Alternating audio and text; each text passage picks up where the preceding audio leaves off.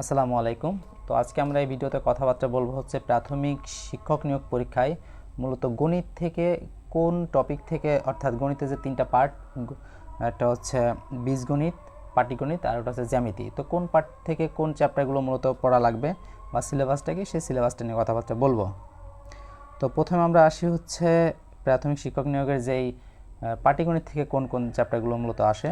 তো আসে হচ্ছে সংখ্যা, শতকরা, লাভ ক্ষতি, সুদ কষা, গসাগু ও লসাগু, অনুপাত সমানুপাত, গড়, ঐকিক নিয়ম, নল চৌবাচ্চা এবং কাজ, দূরত্ব, সময়, গতিবেগ, ট্রেন, নৌকা ও স্রোত, অ্যালিগেশন ও মিশ্রণ, বয়স, পরিমাপ।